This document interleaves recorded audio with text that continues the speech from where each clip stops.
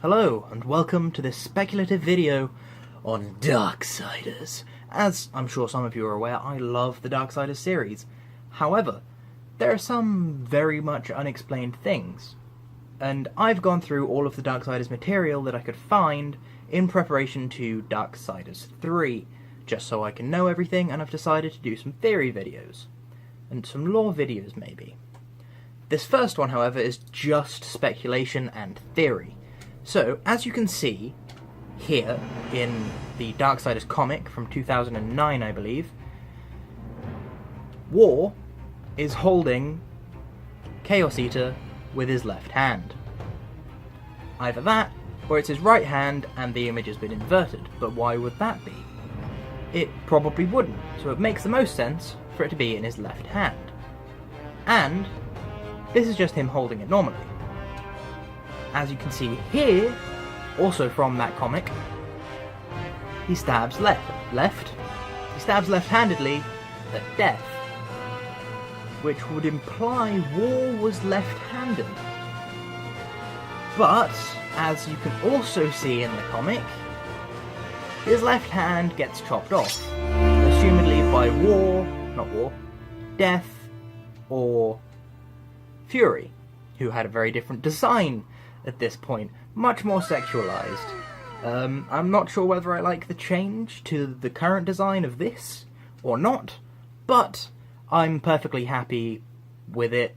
I just don't know whether I preferred the old design, but I'm definitely happy that they've less sexualized it, because obviously the armor's much more practical, and I'm not sure, but it might be her Abyssal armor set, as she's sanctioned by the council. We'll see. Anywho, yes, so War gets his left arm chopped off, and it doesn't show to grow back. Strife states that he's nowhere near as invulnerable as Death is, and in the Darksiders The Abomination Vault, War doesn't have as good a healing factor as Death, it would seem. Death often states, well, I say often, but Death states that he'd be fine if he had a little bit of time to heal, and he's more likely to survive being shot by insta-death weapons than War is. So, it could just be that he's older, has more experience, more powerful, or it could just be that War's power doesn't really give him regenerative abilities in the same way that Death's apparently does. Which makes sense in the fact that later on in the comic book, we see him with his left hand covered in the gauntlet, which he wears in the game. This is something that we hadn't seen him with prior to this point. So, the fact that he has it could mean something. As is shown constantly throughout the games and whatnot, his right hand is, in a gauntlet of some sort, and is a lot smaller than his left.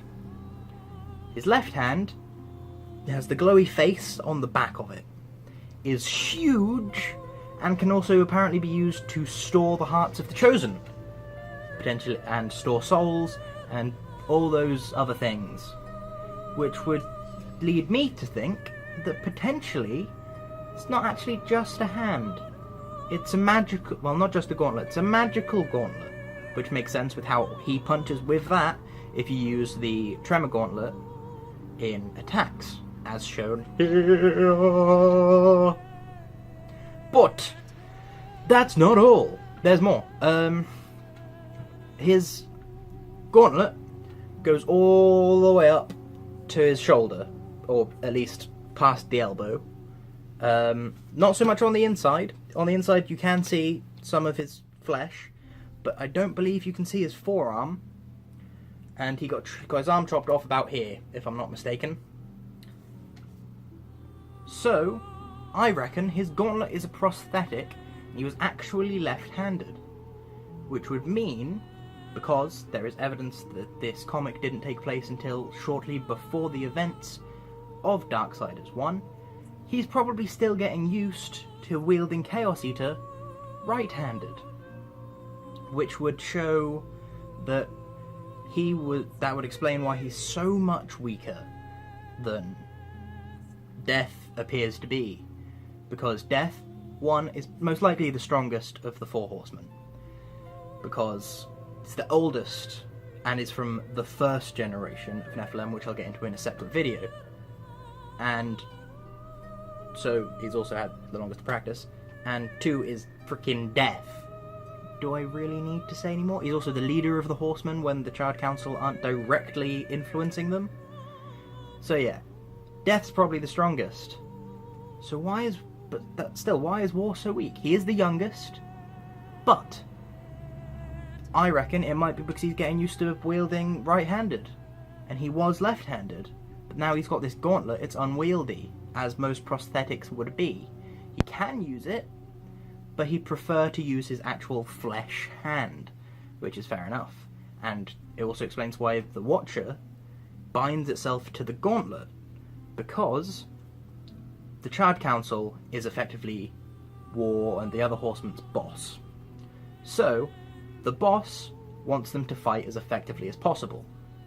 It's most likely more effective to have a massive gauntlet of destruction and soul absorption than a stump. Especially when you are a rider of the apocalypse who metes out judgment. So that's my theory, and the evidence that I was talking about of why this doesn't take place a long time before the events of Darksiders 1, and, well, probably the events of Darksiders 2, the very first events of Darksiders 1, the events of the Darksiders 1 trailer, let's go with that, is that Abaddon has already lost his right eye, which means it takes place after the events of the Abomination Vault. That's step 1. And then step 2 is that in the rest of the story,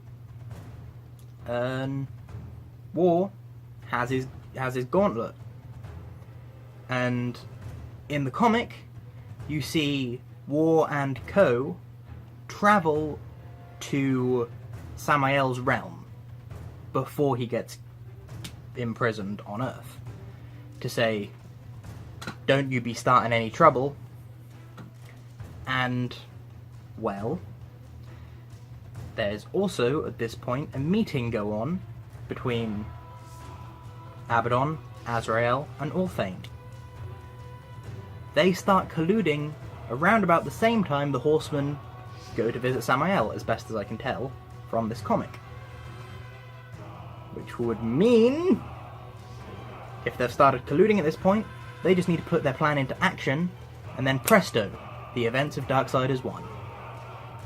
So, there are a couple of problems with this, however. Firstly, the validity of the comic as canon is at best. Because, 1, Fury's design's different. 2, Fury isn't the rider of the Black Horse in it. As you can clearly see here, she is on a white horse. And as you can clearly listen here, Rider of the Black Horse. She is the rider of the Black Horse, which is yet to be named, and I'm very excited for that. And, well, there's also the fact that in it they give an alternate explanation for the Nephilim's existence. As we know in Darksiders 2, spoilers, if you haven't, played it, or whatever, I'm doing a playthrough, so wait till I finish that, go watch it all, and come back. Yeah, so, Darksiders 2, we have Lilith, who created them out of angels and demons, and, well, created Abaddon out of angels and demon dust. And then the creation of Abaddon caused the angels and demons to kind of want to procreate with each other, and thus came the Nephilim, the first generation. The firstborn. After which, assumedly, the Nephilim procreated with each other to create the second generation. The others. In the comic, they do say that they're one of the first races older than the Archangels, and they're the creators like, warriors.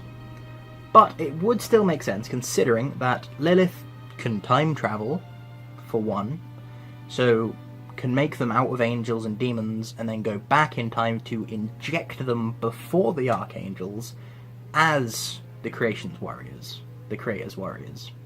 Because the creator would obviously have more power than Lilith would, and they slaughtered worlds.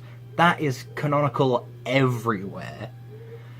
So, assuming that is what happened, because that's the only way to make it canon still, even though they got the horse colours wrong. Yeah. That is how that could be canon. The horse colours, I don't really get. The change in outfit would make sense, however. That could be just how, Fury day-to-day dresses when she's not working. When she gets summoned by the council, she dons the actual armour, like you would, and goes about her day. She'll always carry the weapon, as I'm assuming it's also probably some sort of spellcasting catalyst, as she's a sorceress, mage person.